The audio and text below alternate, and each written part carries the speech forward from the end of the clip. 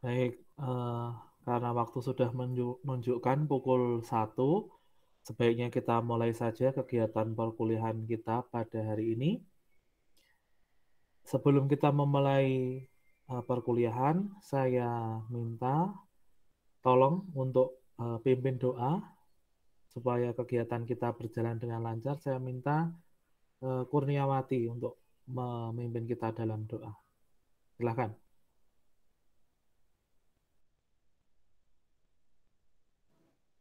Mohon maaf Pak, pakai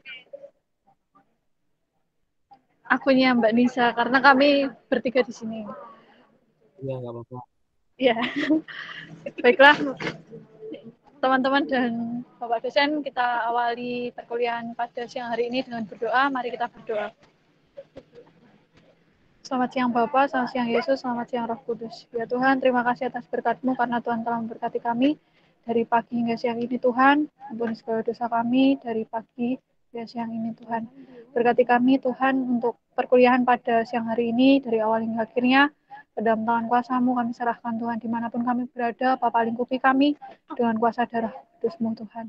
Berkati kami supaya kami sehat, tidak ada halangan suatu apapun. Teman-teman kami dan Bapak dosen dimanapun mereka berada, kiranya Tuhan lindungi dengan kuasa-Mu Tuhan. Terima kasih Yesus, kiranya perkuliahan ini berguna bagi kami dan kami juga berguna bagi masyarakat di sekitar kami Tuhan. Ampuni segala dosa kami, doa yang jauh dari sempurna ini kami haturkan ke dalam tangan kuasa-Mu. Haleluya, amin. Terima kasih Pak. Ya, terima kasih Kurniawati dan atas doanya. Pada pertemuan kali ini kita akan membahas mengenai materi yang pertama, yaitu konsep dasar dari evaluasi pembelajaran. Saya ingin mengecek kehadiran kalian.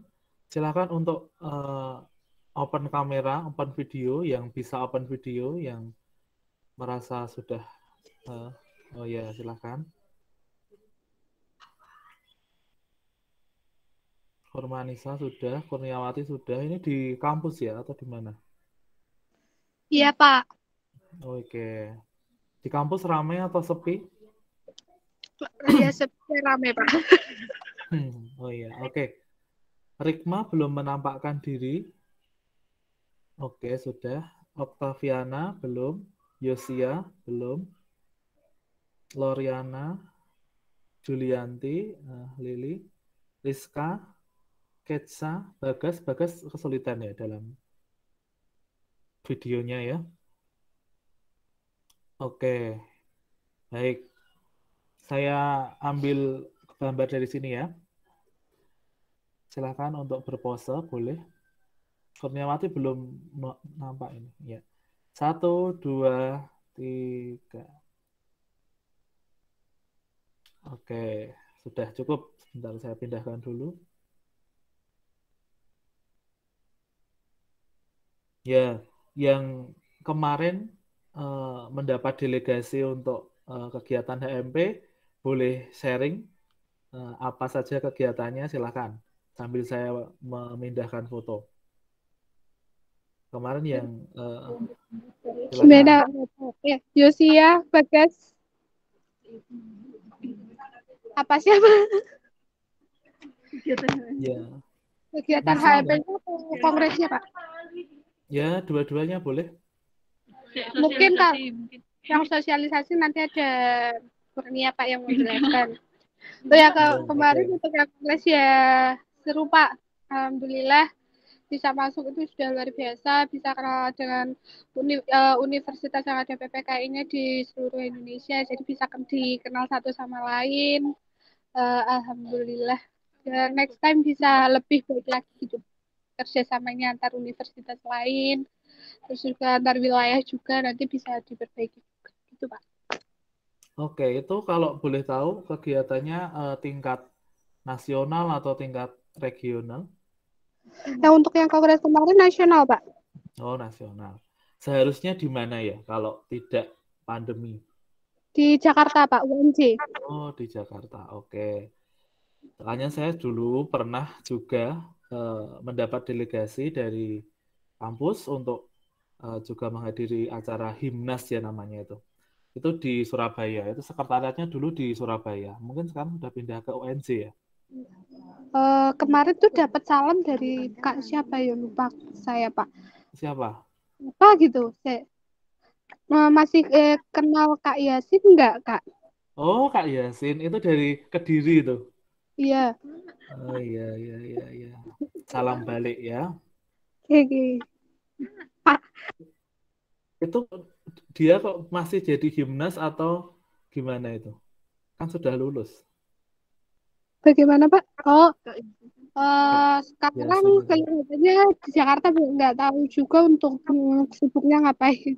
Tapi punya Oh, kontaknya juga kalau mau berhubungan. hmm.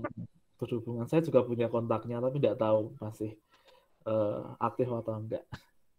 Beliaunya dulu dari Kediri kayaknya itu. Oke. Oke, mungkin ada yang lain, Bagas mungkin? Bagas di sini kah? Atau sedang di tempat lain? Oke, mungkin terkendala jaringan. Oke, tidak apa-apa. Ini sambil kita menunggu ini. Oke, baik. Jadi kita masuk materi ya, supaya tidak berlama-lama. Saya akan share screen.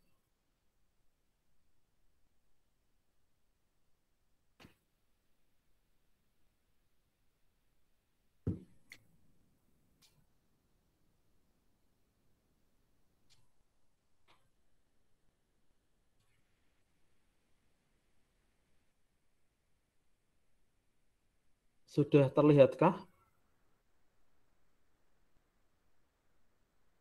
Belum Mbak. Belum ya. Oke, masih proses, tidak apa-apa.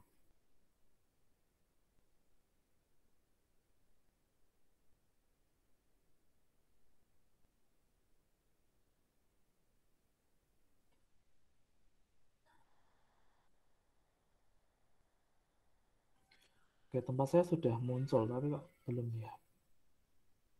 Oke, harusnya ini.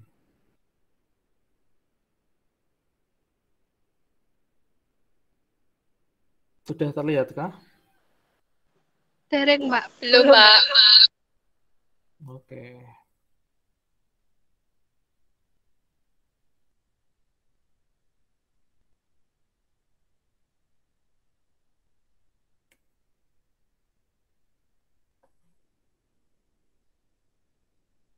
Sudah Pak.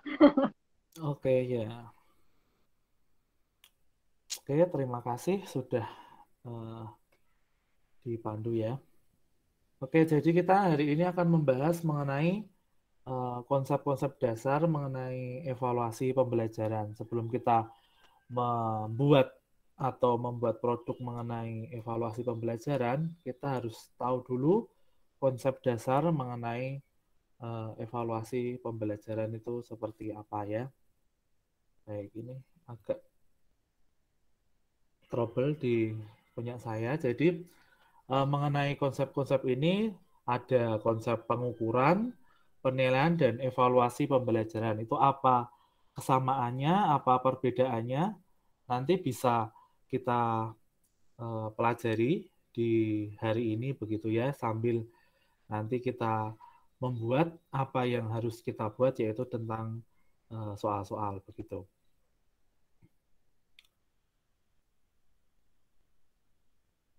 Yang pertama, kita akan membahas mengenai eh, yang namanya pengukuran atau measurement. Apa itu pengukuran? Semua aktivitas di dunia tidak bisa dipisahkan dari kegiatan pengukuran, yaitu keberhasilan suatu program dapat diketahui melalui suatu pengukuran. Ya, seperti tadi saya tanya, kalian mengikuti kegiatan HMP, apa kegiatan delegasi itu apakah berhasil atau tidak itu dapat diukur ya. Suatu kegiatan, suatu permasalahan itu bisa diukur dari kegiatan pengukuran ini. Perkembangan ilmu pengetahuan dan teknologi tidak bisa lepas dari kegiatan pengukuran juga ya. dari mulai kita kenal dengan proses mengukur itu kita kenal dalam matematika ya, ada proses pengukuran panjang, lebar, tinggi, dan sebagainya. Juga penelitian-penelitian dalam semua bidang melibatkan kegiatan pengukuran seperti kegiatan kuantitatif dan kualitatif. Pengukuran memegang peranan penting dalam ilmu pengetahuan dan teknologi dan penyajian informasi bagi pembuat kebijakan.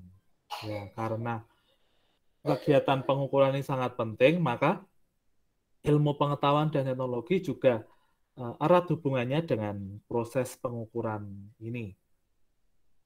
Pada dasarnya, pengukuran merupakan kegiatan penentuan angka dan suatu objek secara sistematik. Nah, jadi tadi saya katakan bahwa pengukuran itu erat hubungannya dengan matematika, maka berhubungan dengan angka-angka atau nominal begitu ya.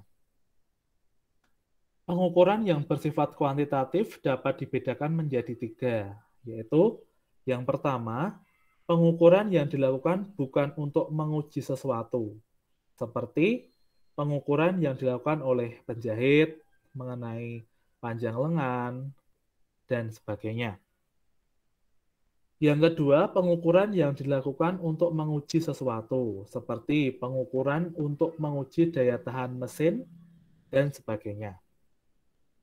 Yang ketiga, pengukuran untuk menilai yang dilakukan dengan menguji sesuatu, seperti pengukuran kemajuan belajar peserta didik dalam rangka mengisi nilai rapot ataupun mengisi nilai daftar nilai, maka yang erat hubungannya dengan di dunia pendidikan yaitu adalah pengukuran yang ketiga ini. Pengukuran untuk menilai yang dilakukan dengan menguji sesuatu. Nah, kita tahu bahwa ada nilai tugas, nilai ulangan, dan nilai tes. Itu yang dimaksud pengukuran di dalam dunia pendidikan. Alat ukur yang digunakan harus memiliki bukti kesahihan. Kesahihan itu adalah valid atau bisa terukur ya, dan kehandalan atau reliable yang tinggi. Kesahihan atau validitas alat ukur dapat dilihat dari konstruksi alat ukur, yaitu mengukur sesuatu yang direncanakan akan diukur. Menurut teori pengukuran, substansi yang diukur harus satu dimensi, yaitu bisa aspek bahasa, bagaimana bahasa itu bisa diketahui oleh pengukur atau mengetahui kemampuan peserta didik dalam suatu mata pelajaran tertentu. Kalau dalam kita adalah pelajaran PKN itu seperti apa? Kemampuan bahasa dan kerapian tulisan itu bagaimana bisa diperhitungkan. Selanjutnya, konstruksi alat ukur dapat ditelaah pada aspek materi, teknik, penulisan soal, dan bahasa yang digunakan. Kesahihan alat ukur juga bisa dilihat dari kisi-kisi alat ukur, seperti bentuknya, jumlah soal, tingkat berpikir yang terlibat, bobot soal, dan cara penskoran. Dalam hal ini, kesahihan atau validitas suatu alat ukur ini bisa kita ukur di dalam beberapa hal. Salah satunya dengan validitas dengan SPSS atau dengan suatu media tertentu atau aplikasi tertentu untuk mengukur apa yang kita buat. Seperti kalau dalam hal ini kita akan membuat soal, bagaimana kita mengukur validitas soal kita itu layak atau tidak di dalam pengukuran atau di dalam kita membuat soal itu kita valid atau tidak atau sahih atau tidak, seperti itu ya. Jadi soal yang kita buat tidak asal-asalan, soalnya harus baik, soalnya harus memiliki bahasa yang benar, memiliki konstruksi yang bagus dan dapat dipahami oleh siswa begitu. Hasil pengukuran memiliki kesalahan yang sekecil mungkin ya. Jadi tidak boleh ada kesalahan begitu ya. Kesalahan bersifat ada dua sifat, yaitu kesalahan acak disebabkan situasi saat ujian, bisa berasal dari kondisi fisik siswa, kondisi mental siswa, bisa juga dari alat ukurnya, yaitu soalnya terlalu sulit atau soalnya terlalu mudah, itu juga mempengaruhi kesalahan pengukuran begitu ya. Jadi ada dua kesalahan pengukuran yang bisa kita pahami.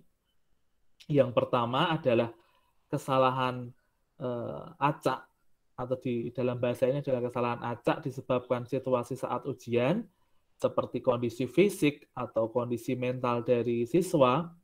Dan yang kedua adalah kesalahan yang sistematik. Nah, ini berasal dari gurunya. Bisa saja guru membuat soal terlalu sulit, ya toh?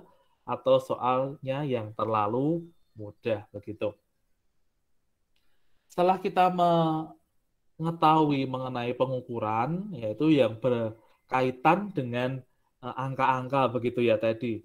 Nah, kita lanjut ke pengertian dari penilaian atau assessment. Penilaian merupakan komponen penting dalam proses dan penyelenggaraan pendidikan. Kalian pasti sering ya mendapat nilai, ya toh, dari mulai SD, TK mungkin ada nilai ya. TK, SD, SMP, SMA sampai kuliah pasti kalian ada mendapat nilai. Nah, itu adalah suatu unsur penting dalam proses dan penyelenggaraan suatu pendidikan. Upaya meningkatkan kualitas pendidikan dapat ditempuh melalui peningkatan pembelajaran dan sistem penilaiannya. Keduanya saling terkait. Jadi tidak bisa dari pembelajarannya saja kualitas pendidikannya dapat meningkat. Tapi ada dua ini, yaitu kualitas pembelajaran dan sistem penilaian. Karena itu suatu rangkaian ya. Tidak bisa hanya penilaian saja. Kita ambil contoh suatu kelas, jikalau tidak diberi pembelajaran, tiba-tiba kita nilai, bagaimana responnya? Pasti penilaiannya sangat buruk. Di sebaliknya, kita beri pembelajaran terus-menerus, tetapi tidak kita nilai. Nah, pasti respon dari siswanya juga akan berbeda. Nah, kemungkinan besar jikalau kualitas pembelajaran sangat bagus dan disambung dengan kualitas sistem penilaian yang sangat bagus juga, maka keterkaitan sistem ini akan menjadi suatu peningkatan kualitas di suatu lembaga pendidikan. Sistem pembelajaran yang baik akan menghasilkan kualitas yang baik. Kualitas pembelajaran ini dapat dinilai dari hasil penilaian. Masih kita ketahui ya, sampai saat ini kualitas pembelajaran dinilai atau kita pandang dari hasil penilaiannya. Kita ambil contoh seorang siswa yang mengikuti pembelajaran, jika nilai ulangannya tinggi atau lulus KKM, pasti itu berarti kualitasnya baik. Jikalau anak itu rendah nilainya, nah berarti itu kualitasnya jelek. Ya, padahal tidak seperti itu. Jadi penilaian tidak hanya kita ambil dari nilai saat ulangan saja, bisa juga kita ambil dari kepribadiannya setiap hari, ataupun dalam mengerjakan tugas, dalam menjalin hubungan dengan sesama, itu kita harus nilai. Sistem penilaian yang baik akan mendorong suatu guru atau calon guru, seperti kalian adalah calon guru, untuk menentukan strategi mengajar. Ya, kalian sudah mengalami kuliah metode pembelajaran ya. Dan memotivasi peserta didik untuk belajar yang lebih baik begitu. Jadi penilaian itu kita gunakan atau kita tujukan untuk strategi dan pembelajaran yang lebih baik begitu. Di sini menurut TGAT, penilaian atau asesmen mencakup semua cara yang digunakan untuk unjuk kerja individu. Proses asesmen atau penilaian meliputi pengumpulan bukti-bukti tentang pencapaian hasil peserta didik. Ini bisa dari nilai tugas, nilai praktek, nilai ulangan, dan bisa nilai tes begitu ya. Jadi proses penilaian ini lebih luas ya. Jadi kita tahu ada nilai tugas, nilai keterampilan, nilai sikap, bisa nilai ulangan, dan nilai tes. Di sini menurut Chittenden, kegiatan penilaian dalam proses pembelajaran diarahkan dalam 4 hal. Yang pertama adalah penelusuran. Itu kegiatan yang dilakukan untuk menelusuri apakah proses pembelajaran telah berlangsung sesuai dengan yang direncanakan atau tidak. Nah, kita telusuri sebagai guru, pembelajaran kita itu bagaimana? Apakah sesuai yang dicantumkan atau kita buat dalam RPP atau tidak? Itu kita telusuri dalam proses yang pertama, ini adalah penelusuran. Yang kedua adalah pengecekan, yaitu untuk mencari informasi apakah terdapat kekurangan-kekurangan pada peserta didik selama proses pembelajaran. Ya, jadi kita tahu bahwa kondisi siswa itu tidak sama ya. Semuanya mempunyai suatu ciri yang berbeda-beda, mempunyai minat dan bakat yang berbeda-beda. Jadi guru harus memperhatikan bukan hanya 1 atau 2 siswa, tetapi bisa semua siswa harus dicakup untuk guru dapat melakukan proses pengecekan. Yang ketiga adalah proses pencarian. Yang dimaksud dengan pencarian itu adalah mencari dan menemukan. Ya, kan proses mencari itu tujuannya adalah menemukan penyebab kekurangan yang muncul selama proses pembelajaran berlangsung. Jadi, bagaimana suatu pembelajaran hari itu berlangsung? Apakah ada kekurangannya? Apakah ada kelemahannya? Itu bisa dideteksi dalam proses pencarian. Dan yang terakhir adalah penyimpulan. Ya, dalam arti untuk menyimpulkan tentang tingkat pencapaian belajar yang dimiliki oleh peserta didik. Ya, jadi proses penyimpulan ini bagaimana peserta didik itu hasilnya itu apakah dia paham atau kurang paham atau sama sekali tidak paham dari pembelajaran yang kita ajarkan begitu ya. Dan hasil penyimpulan ini dapat digunakan untuk laporan kemajuan peserta didik, baik untuk peserta didik itu sendiri, untuk sekolah, dan untuk orang tua. Yang terakhir yaitu pengertian dari evaluasi atau evaluation. Di sini sebenarnya bukan evaluasi pembelajaran ya judulnya mata kuliah kita, yang sebenarnya dikehendaki oleh sekolah itu adalah evaluasi hasil belajar, karena yang dievaluasi bukan pembelajarannya tapi dari mulai proses pembelajarannya sampai dengan hasil belajar begitu. Ya, jadi sangat erat hubungannya antara evaluasi, pengukuran, dan penilaian. Di sini menurut Taylor, evaluasi adalah suatu proses penentuan sejauh mana tujuan pendidikan telah tercapai. Ini berarti evaluasi cakupannya adalah lebih luas begitu ya dari pengukuran dan penilaian. Evaluasi secara singkat dapat diberikan definisi yaitu proses pengumpulan informasi yang untuk mengetahui pencapaian belajar siswa atau kelompok. Nah, pada dasarnya pada hasil penilaian ini erat hubungannya dengan penilaian dan pengukuran tadi. Jikalau penilaian dan pengukurannya itu kurang tepat, maka evaluasinya juga akan kurang tepat begitu. Ya, ditinjau dari cakupannya atau ruang lingkupnya, evaluasi dapat bersifat makro dan mikro. Evaluasi makro cenderung menggunakan sampel dalam menelaah suatu program. Nah, program ya, seperti tadi saya tanyakan, program HMP-nya berjalan dengan lancar atau tidak, itu kan berarti secara makro. Ya, bisa dijelaskan tadi ya berjalan dengan lancar, dengan berbagai masukan, dengan berbagai rekomendasi berjalan dengan lancar. Dan yang kedua, evaluasi bersifat mikro. Ya, itu bersifat tingkat kelas atau khususnya antara guru dan siswa itu guru mengetahui bagaimana pencapaian-pencapaian yang dilakukan oleh peserta didik itu ukurannya, kemajuannya itu seperti apa begitu ya.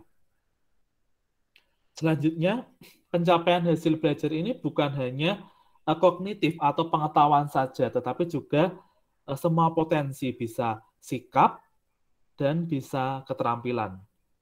Nah, sasaran dari evaluasi mikro itu adalah pembelajarannya di kelas. Itu bagaimana pertanggungjawaban guru atau calon guru ya kalian di tingkat sekolah dan dosen di perguruan tinggi. Selanjutnya, evaluasi pembelajaran dapat dikategorikan menjadi dua, yaitu evaluasi formatif dan sumatif. Ada yang bisa menjelaskan terlebih dahulu sebelum saya lanjut, apa itu evaluasi sumatif, apa evaluasi formatif? Saya minta untuk Bagas bisa mengaktifkan mikrofonnya. Silakan untuk dijawab. Halo Bagas. Apakah Bagas di ruangan ini? Oke, mungkin belum ada ya. Oke, sekarang Erika, coba Erika. Halo Erika.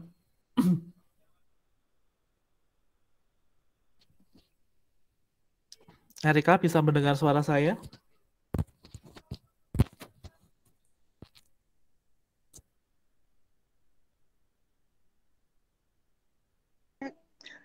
Bisa Pak, mohon maaf Pak, tadi sinyal di HP saya jelek, ini pakai punyanya Firmanisa.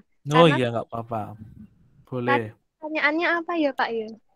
Apa yang kamu ketahui tentang evaluasi formatif atau sumatif? Boleh pilih salah satu. Iya Pak. Ya.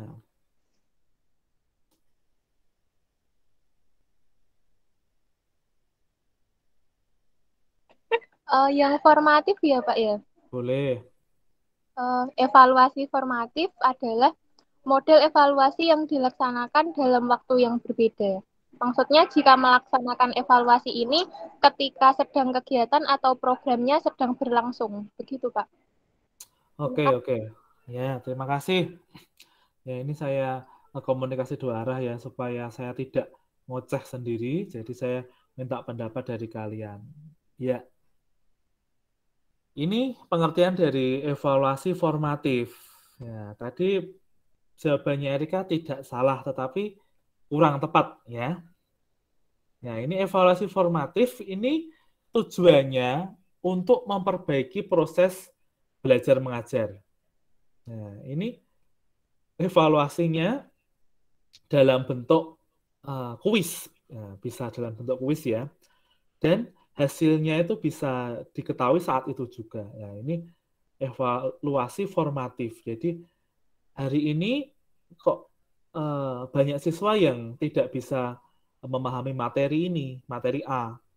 Maka gurunya harus memberikan kuis. Nah, itu kok bisa tidak memahami itu karena apa? Ya, bisa dianalisis untuk konsep-konsep mana yang belum dipahami oleh peserta didik. Sedangkan untuk mengatasi masalah tersebut, maka dilakukan kegiatan remedial, yaitu menjelaskan kembali apa yang diminta konsep-konsep tersebut.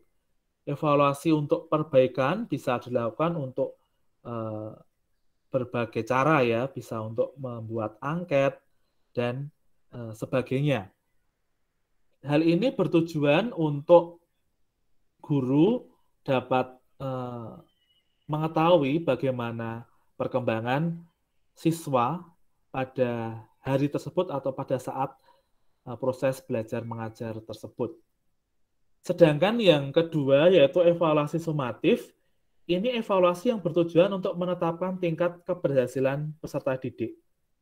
Nah, nilai yang dicapai peserta didik ditetapkan lulus atau belum.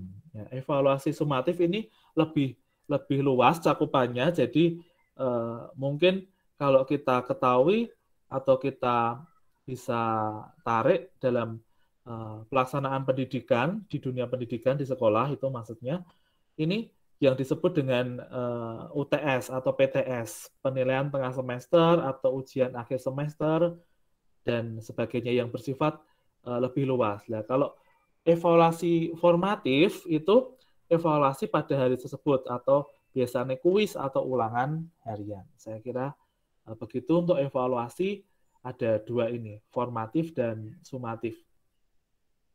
Lalu bagaimana hubungan antara pengukuran, penilaian, dan evaluasi? Ya.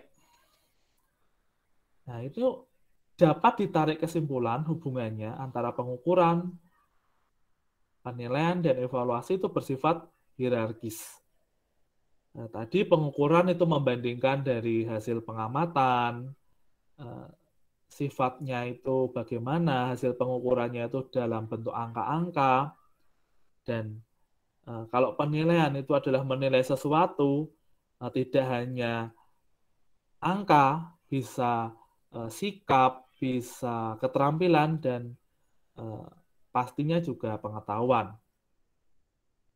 Ini secara rinci, evaluasi adalah kegiatan untuk mengidentifikasi suatu program itu telah berhasil atau belum. Sedangkan asesmen atau penilaian itu penerapan berbagai cara untuk atau beragam alat penilaian untuk memperoleh informasi tentang pencapaian hasil belajar siswa. Tadi ada hasil belajar pengetahuan, hasil belajar sikap, dan hasil belajar keterampilan. Sedangkan pengukuran itu adalah proses pemberian angka. Nah, jadi kalau kita memberikan nilai itu sebenarnya bukan penilaian ya, tetapi adalah pengukuran begitu.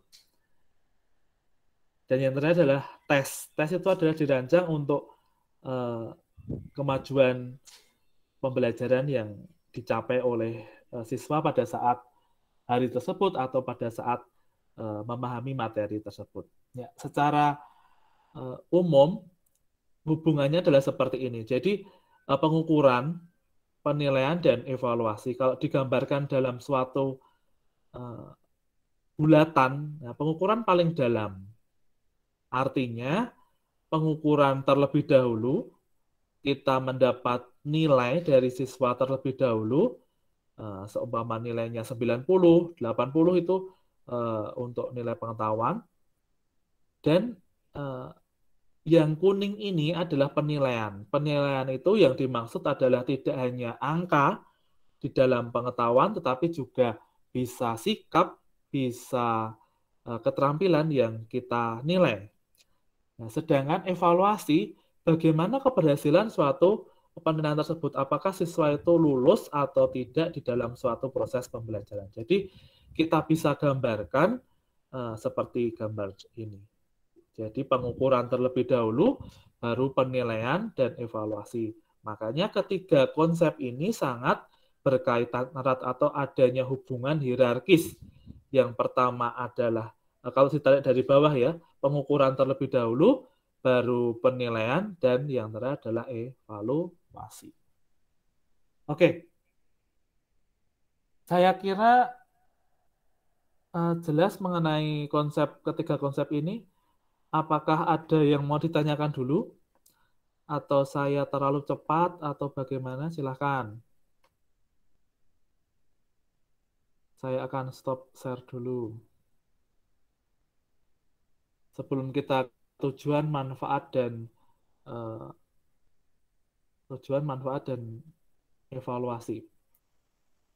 Silahkan, apakah ada yang ditanyakan? Oke, tadi saya panggil Bagas, ternyata Bagas tidak ada di ruangan ini ya. Oke. Apakah ada tanggapan? Furmanisa, Nisa, silahkan. Ada tanggapan tidak? Tidak, oke. Ini kok pakai baju putih kenapa? Oh, PPL ya? Makan, Pak. Sambil Magang kerja, di Pak. mana? Magang di mana? SMK 2 ya. Berarti ini posisi di SMK 2? Di kampus, Pak. Oke, oke. Ya, Baru magang. penyerahan tadi, Pak. Oh, mau baru penyerahan. Oke, oke. Ya. Oke, yang lain mungkin Rikma atau siapa? Rikma bisa mendengar suara saya, Rikma? Bisa, Pak. Ya. Apakah ada Maaf, pertanyaan Pak. dulu? Mau Oh ya, bertanya. boleh, boleh.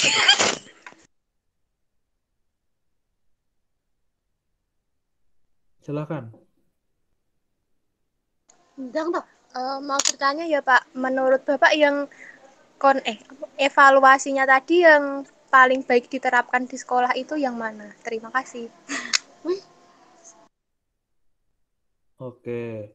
Ya, sebelumnya saya nanti setelah Erika, Loriana nanti ya. Nah, setelah Erika dulu.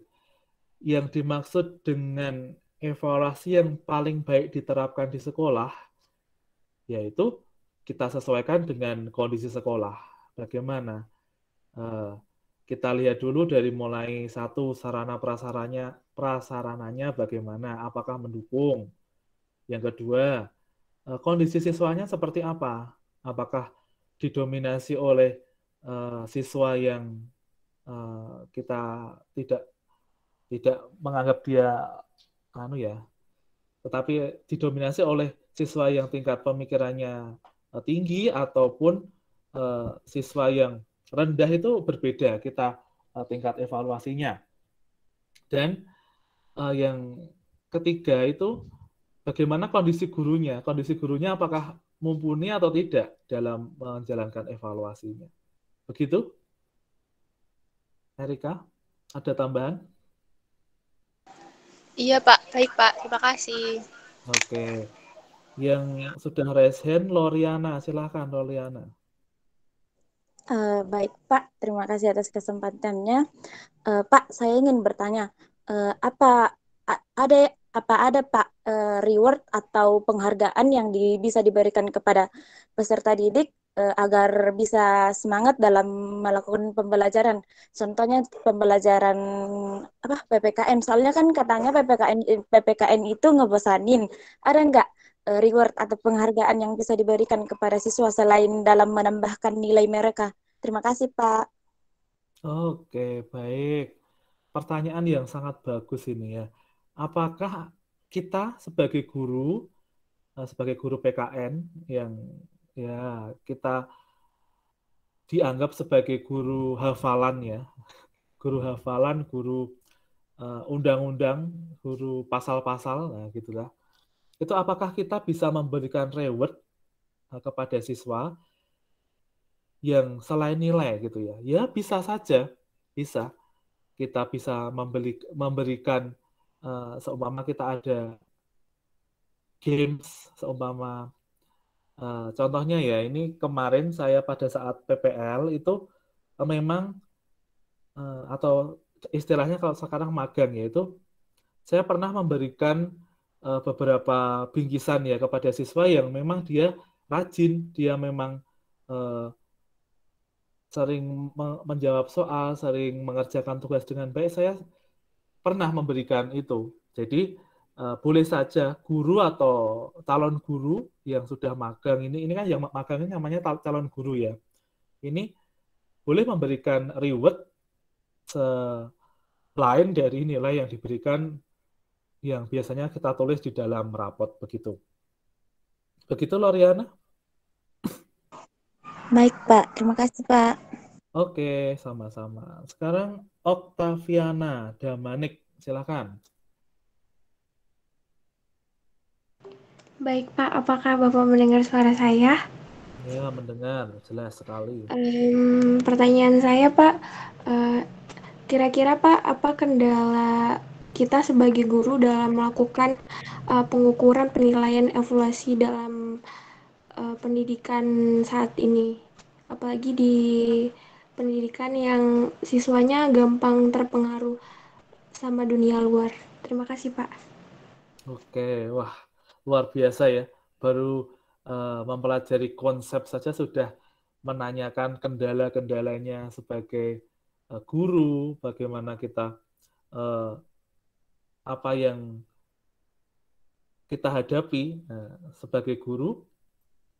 Oke, jadi ada beberapa hal yang kendala ataupun permasalahan yang kita hadapi di dalam menerapkan evaluasi, khususnya di era milenial ini ya, khususnya siswa-siswanya yang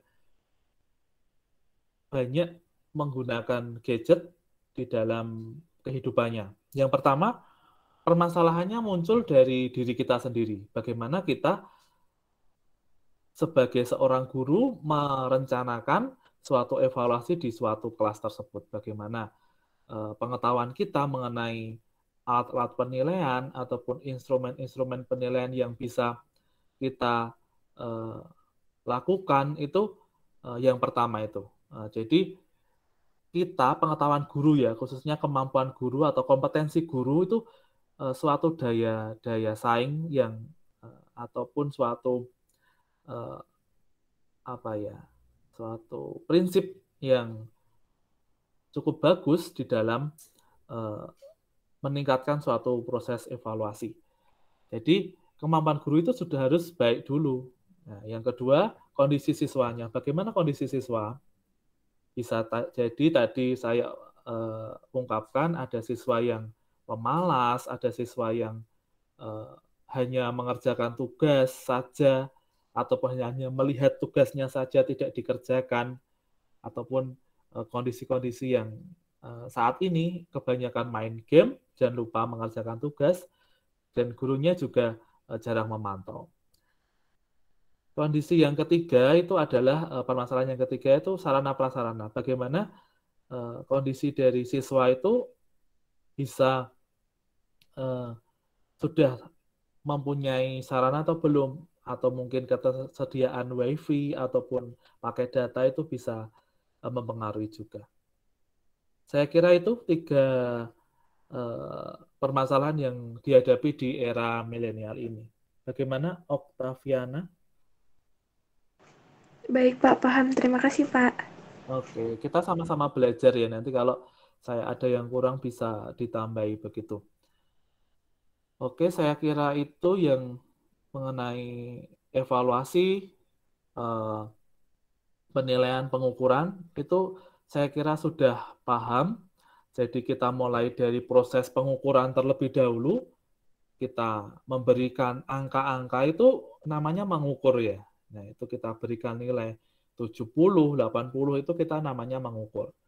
Selanjutnya naik ke proses penilaian, itu tidak hanya memberikan angka, itu bisa dengan deskripsi sikap dan deskripsi keterampilan, dan nanti bisa di tingkat hierarki yang tertinggi yaitu evaluasi, itu mengenai ketercapaian siswa itu berhasil atau tidak dalam memahami pembelajaran kita. Bisa siswa itu tidak paham atau siswa itu bisa memahami semua materi yang kita siapkan begitu. Oke, saya lanjutkan ke tujuan dan manfaat dari evaluasi. Jadi evaluasi itu mempunyai beberapa tujuan begitu ya. Dari mulai tujuan untuk sekolah, tujuan untuk guru, dan bagi pemerintah. Oke, apakah sudah terlihat share screen saya? Sudah, Pak. Tapi masih Oke. langsung. Iya.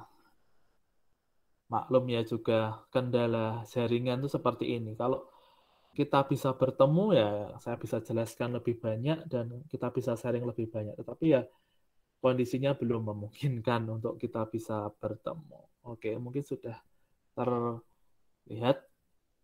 Ya, jadi tujuan evaluasi ada dua, yaitu bisa kita lihat dari tujuan umum dan dari tujuan khusus. Tujuan umum yang pertama menilai hasil belajar peserta didik ya. Tadi bisa kita menilai pengetahuan, menilai sikap, bisa menilai keterampilan. Tujuan umumnya untuk menilai peserta didik. Tujuan yang kedua, mempertanggungjawabkan penyelenggaraan pendidikan kepada orang tua dan masyarakat. Bagaimana suatu tujuan yang kedua ini dalam bentuk apa? Dalam bentuk nilai raport. Ya, kita pertanggungjawaban kepada orang tua memberikan nilai raport tentang perkembangan peserta didik. Bagaimana itu dalam suatu semester itu, apakah perkembangannya meningkat ataupun menurun begitu. Nah, pertanggungjawaban kepada masyarakat itu mengenai eksistensi dari lembaga pendidikan kita atau kelas kita itu bagaimana? Apakah kalau di kelas 10A itu siswanya pandai-pandai, kalau di 10B itu kurang. Nah, itu maka suatu pertanggungjawaban dalam penyelenggaraan suatu pendidikan. Dan tujuan yang ketiga untuk mengetahui ketercapaian mutu. Mutu itu adalah seperti nilai yang diberikan oleh masyarakat kepada di dunia pendidikan ini. Mutunya itu bagaimana, baik atau tidak. Itu secara umum ya. Sedangkan untuk secara khusus, ya ini untuk mengetahui kemajuan hasil belajar siswa, untuk mendiagnosa kesulitan belajar siswa. Kalau tidak dievaluasi, kapan kita akan tahu siswa itu paham atau tidak mengenai pembelajaran kita, atau gurunya itu selalu memberikan materi saja, tidak melakukan evaluasi, maka kita tidak akan tahu kesulitan-kesulitan apa saja yang dihadapi oleh peserta didik kita. Dan yang ketiga, memberikan umpan balik atau perbaikan. Setelah kita tadi yang kedua mendiagnosa kesulitan belajar siswa, maka kita akan lakukan suatu perbaikan dari proses pembelajaran kita. Bagaimana mengatasi siswa yang gaduh, mengatasi siswa yang kurang bersemangat di dalam mengikuti pembelajaran, bagaimana kita mengatasi siswa yang pandai, itu berbeda perlakuannya, berbeda cara mengatasinya, dan berbeda cara memperbaikinya. Begitu. Selanjutnya yang keempat, menentukan kenaikan kelas. Ya, dari hasil belajar itu kita masih berpatokan dari ketiga aspek tadi ya, aspek pengetahuan, aspek sikap, dan aspek keterampilan di dalam menentukan kenaikan kelas. Dan yang kelima, memotivasi belajar peserta didik dengan cara mengenal, memahami, untuk melakukan usaha perbaikan. Jadi ada dua tujuan ini, tujuan umum dan tujuan khusus di dalam evaluasi pembelajaran. Kita lanjut. Oke, masih loading. Selanjutnya, manfaat dari evaluasi itu apa? Yang pertama adalah bagi guru atau bagi sekolah. Ya tadi untuk memperbaiki koreksi hasil penilaian kita, bagaimana pembelajaran kita, bagaimana kita mengajar, bagaimana kita menyampaikan materi, apakah peserta didik itu memahami atau tidak, apakah peserta didik itu paham mengenai materi kita atau kurang mampu di dalam memahami materi kita. Itu suatu manfaat bagi guru. Yang kedua, membantu pembuatan laporan lebih bagus. Ya, tadi kita sebagai guru harus membuat laporan loh. Ya toh? Bisa laporan dalam bentuk daftar nilai ataupun nanti bisa laporan dalam bentuk deskripsi yang kita sampaikan di dalam nilai raport begitu ya. Selanjutnya yang ketiga, menaikkan efisiensi pembelajaran atau memperbaiki suatu proses pembelajaran. Jikalau hasil penilaiannya bagus, maka dapat dinilai, oh hasil pembelajarannya bagus. Jika hasil penilaiannya kurang bagus, maka akan dikoreksi untuk di dalam memperbaiki suatu proses pembelajaran. Yang keempat, mendorong pengajaran sebagai proses penilaian formatif ya. Tadi ya, penilaian formatif itu adalah penilaian yang dilakukan untuk memperbaiki suatu pembelajaran atau suatu permasalahan di dalam suatu kondisi tertentu. Jadi formatif. Oke, tadi yang mengenai manfaat bagi guru. Sekarang bagi siswa, yaitu untuk memantau pembelajaran dirinya secara lebih baik. Contoh kalian sebagai siswa atau mahasiswa, jikalau saya belum paham materi A, saya belum paham materi B tentang evaluasi, bagaimana caranya untuk memantau pembelajaran kita? Nah, kita mendapat nilai dari guru atau dari dosen, bagaimana nilai saya? Oh, saya belum bisa mengenai evaluasi, saya belum bisa mengenai penilaian. Berarti saya harus melakukan apa? Saya harus melakukan hal apa untuk bisa memahami atau bisa menerapkan prinsip-prinsip atau bisa memahami mengenai evaluasi. Apa yang harus saya lakukan sebagai siswa? Manfaat yang ketiga yaitu bagi orang tua. Yang pertama, bisa mengetahui kelemahan dan peringkat anaknya. Ya, ini jelas masih sampai saat ini kalau ada penerimaan rapot di jenjang manapun pasti ditanya peringkat berapa. Nah, itu ya sebenarnya itu sangat tidak relevan dengan dunia pendidikan ya, karena beberapa artikel, beberapa tulisan banyak yang menyoroti mengenai tidak usah diberikan peringkat karena ini akan istilahnya anak atau siswa itu akan merasa down jikalau peringkatnya rendah dan akan istilahnya sombong begitu ya kalau peringkatnya tinggi begitu. Itu tidak baik untuk di dunia pendidikan seperti itu. Menurut pandangan saya masih seperti itu. Yang kedua, mendorong orang tua untuk melakukan bimbingan. Ya, kalau sudah mengetahui evaluasi, hasil evaluasi atau hasil penilaiannya, maka orang tua akan melakukan bimbingan kepada anaknya itu lebih intensif jikalau nilainya jelek dan bisa dikursuskan atau bisa dileskan dan sebagainya. Dan yang ketiga, melibatkan orang tua untuk berdiskusi dengan guru mengenai hal-hal perbaikan. Ya, bisa ada suatu komunikasi yang baik antara orang tua, guru, ataupun sekolah. Oke, selanjutnya adalah fungsi evaluasi dalam pendidikan. Bisa untuk mengukur kemajuan siswa, menunjang penyusun rencana, memperbaiki kembali. Secara psikologis, ya itu untuk mengenal kapasitas siswanya. Bagaimana saya itu memahami materi matematika kok sangat sulit, sebagai contoh ya. Bagaimana saya memahami materi PKN kok sangat sulit. Apakah saya harus mencatat, apakah saya harus menghafal tiap hari. Itu sebagai fungsi evaluasi di dalam pembelajaran peserta didik. Kalau bagi pendidik itu kepastian tentang hasil usahanya, ya kita bisa menilai anak ini berhasil, anak ini tidak berhasil. Oke, selanjutnya bisa kita ketahui fungsi diagnostik, fungsi penempatan. Diagnostik ini bisa mendiagnosa atau bisa melihat kegiatan pembelajaran kita itu berhasil atau tidak. Nah, maka kalau berhasil, oke, berarti kita bisa lanjut. Kalau tidak, apa upaya-upaya kita di dalam memperbaiki suatu pembelajaran tersebut? Fungsi yang kedua adalah fungsi penempatan. Fungsi penempatan ini bisa kita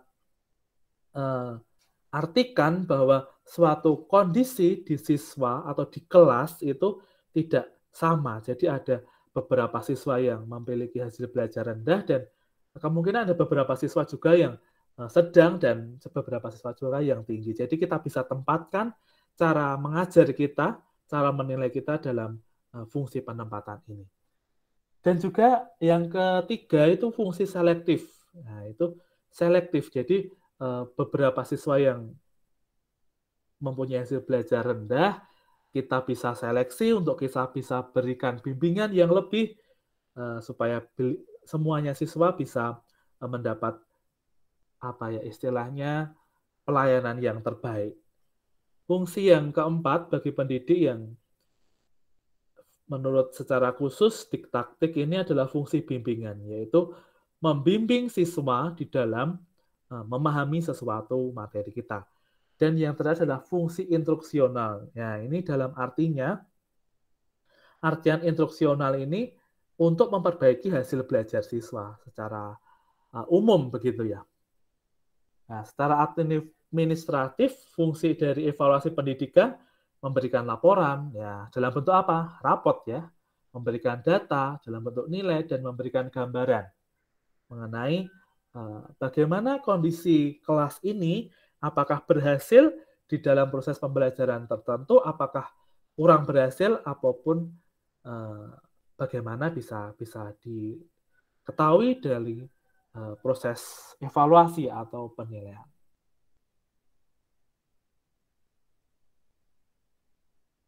Oke. Ya, ini peraturan menteri mengenai standar penilaian pendidikan diatur dalam Permendiknas nomor 20 tahun 2007. Kalian bisa cari, bisa baca nanti isinya mengenai apa saja penilaian dan apa saja yang ada di dalam standar penilaian pendidikan. Bisa kalian baca ya, ini di Permendiknas nomor 20 tahun 2007. Ya, setelah kalian baca, nah ini ada isinya. Permendiknas itu tentang bagaimana mekanisme, prosedur, dan instrumen penilaian. Sangat bagus kalau kalian membaca semuanya.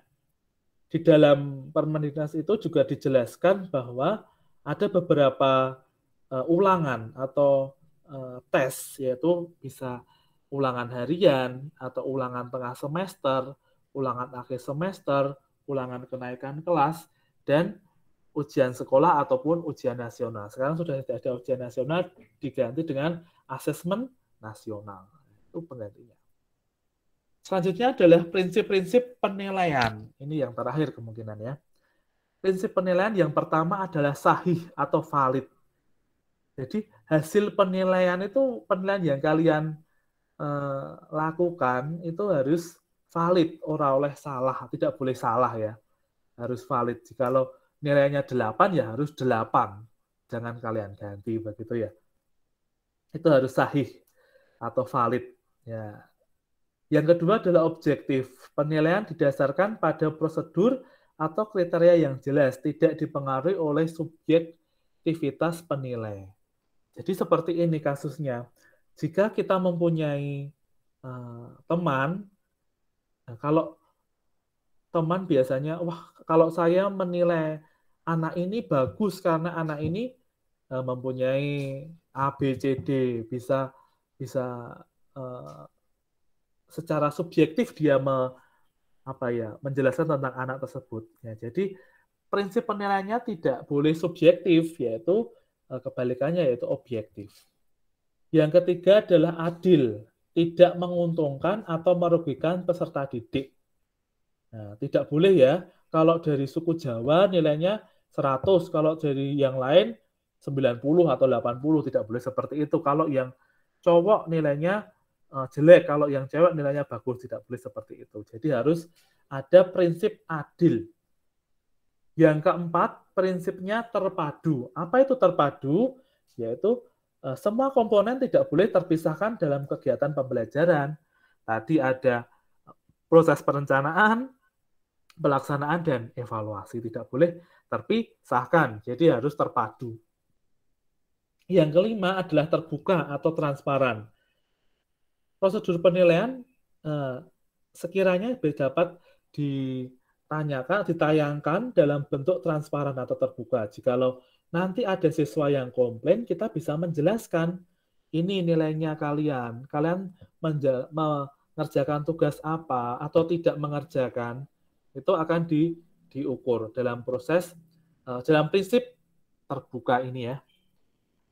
Selanjutnya prinsip yang keenam adalah menyeluruh dan berkesinambungan.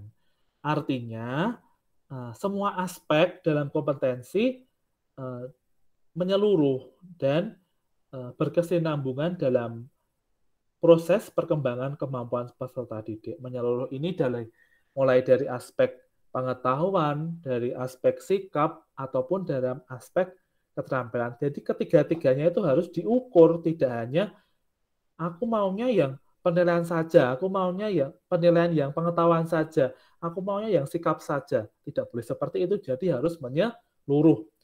Nah, ini berguna untuk perkembangan kemampuan peserta didik.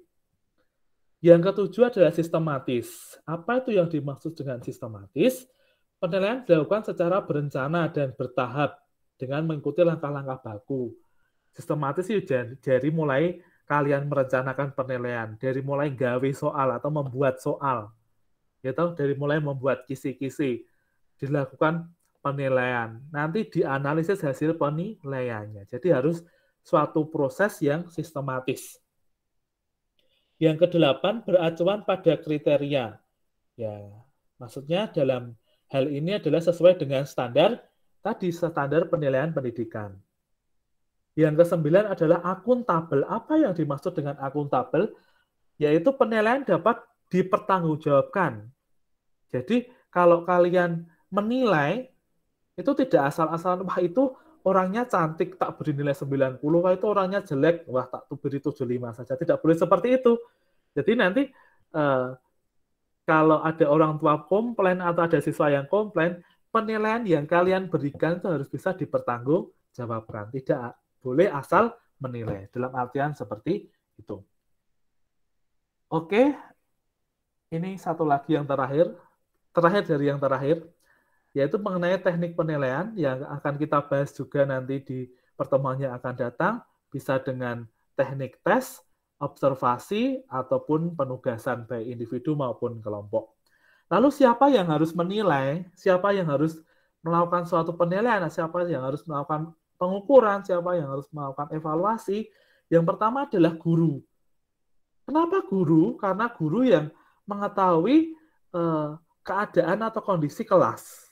Bagaimana siswa, bagaimana kondisi siswa, bagaimana latar belakang siswa, bagaimana asal-usul siswa. Kenapa kok guru seperti itu? Dan yang kedua adalah satuan pendidikan, bisa sekolah, madrasah, dan universitas sebagai contohnya. Dan yang terakhir adalah pemerintah, yang dalam arti ini adalah BSNP, adalah Badan untuk Penilaian Suatu Standar Nasional Pendidikan. Jadi Indonesia mempunyai suatu badan yang membahas mengenai suatu standar penilaian. Oke, materinya sudah selesai. Mungkin ada yang mau ditanyakan lagi? Silakan.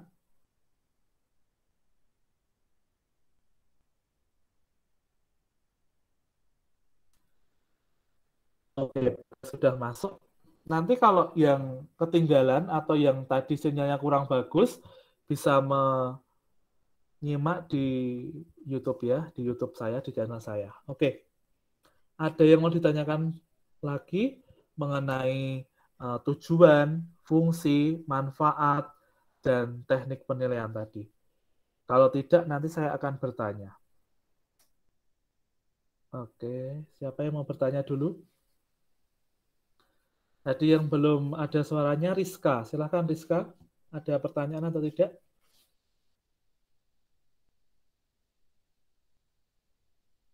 Halo Rizka. Tidak.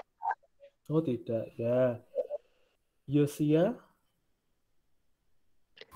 Benar ya. Gimana Rizka? Sebentar. Oh ya, boleh. Lama juga boleh. Bagas, bisa mendengar suara saya?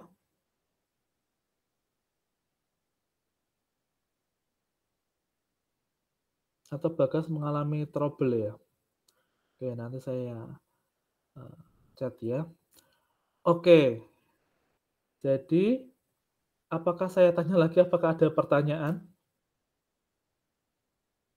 Dari sekarang mulai dari awal ya, dari pengertian pengukuran, evaluasi, penilaian, fungsi dari penilaian, manfaat dari penilaian, dan tadi teknik-teknik dalam penilaian.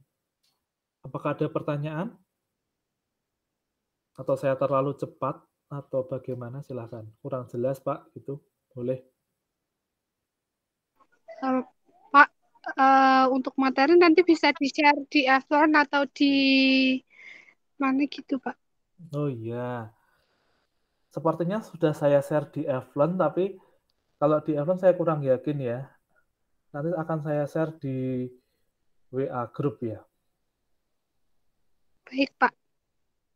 Oke, karena kita sudah 1 jam dalam pembelajaran kita. Kalau pakai 2 giga ya mungkin sudah mau habis begitu ya. Masa setiap hari harus beli kuota kan ya boros ya. Oke, setelah ini untuk pengganti 2 SKS, saya akan memberikan suatu kuis atau pretest yang saya akan masukkan di daftar nilai. Nanti kuisnya dalam bentuk kuisis, saya share di WA group, silahkan untuk dikerjakan setelah ini, dan nanti akan saya nilai, begitu ya. Saya kira jelas ya. Apa ada pertanyaan lagi? Ada yang menulis di chat siapa ini? Oh, belum ada. Oke, belum ada. Oke, nggak apa-apa. Oke, jadi cukup sekian untuk pertemuan hari ini. Karena ini bukan pertemuan terakhir untuk kalian ya. Jadi nanti masih ada kuliah yang kedua. Saya tidak akan tutup dalam doa, tetapi saya ingin istilahnya menyimpulkan dari perkuliahan hari ini. Saya minta satu mahasiswa untuk ya sekedar menyimpulkan apa yang kita bisa dapat pada kuliah hari ini. Saya minta Rikma ya, silahkan Rikma.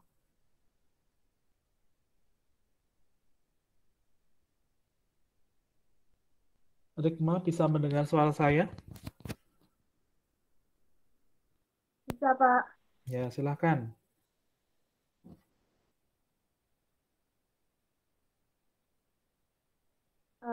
Baik, dari kesimpulan menurut saya dari pembelajaran ini yaitu tentang pengukuran, penilaian, dan evaluasi. Pengukuran itu membandingkan hasil pengamatan dengan kriteria, sedangkan penilaian menjelaskan dan menafsirkan hasil pengukuran, dan evaluasi adalah penetapan nilai atau implikasi suatu perilaku, bisa perilaku individu ataupun kelompok. Begitu Pak menurut saya. Oke, bagus. Satu lagi, tadi sudah cewek ya, yang cowok hanya Bagas. Bagas bisa mendengar suara saya? Oh, mungkin terhalang ya. Oke. Oke, ada yang keluar lagi. Siapa lah? Mungkin satu lagi ya. Lili Julianti, silakan. Apakah suara saya terdengar? Ya, terdengar. Kesimpulan saya dari penjelasan Bapak mengenai evaluasi pembelajaran, mengenai pengukuran tadi, penilaian, saya dapat menyimpulkan bahwa evaluasi itu merupakan subsistem yang sangat penting dan sangat dibutuhkan dalam setiap pendidikan, karena evaluasi dapat mencerminkan seberapa jauh perkembangan atau kemajuan hasil pendidikan.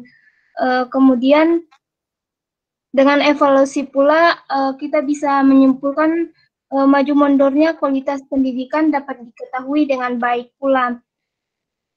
Kemudian, yang terakhir, yaitu secara umum evaluasi adalah proses sistematik untuk mengetahui tingkat keberhasilan sebuah pembelajaran. Terima kasih.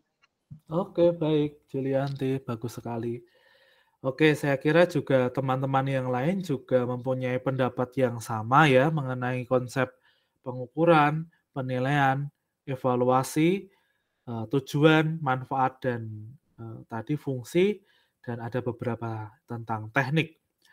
Oke, demikian kuliah hari ini. Kita berjumpa di minggu depan, hari Senin, di jam yang sama. Tetap semangat, tetap jaga kesehatan. Habis ini jangan lupa mengerjakan kuisis yang akan saya share di WA Group. Demikian, selamat siang dan Tuhan Yesus memberkati. Baik, Pak. Terima kasih, Pak. Terima kasih, Pak. Ya, Selamat siang. Terima kasih, Terima kasih, Pak. ya. Oke.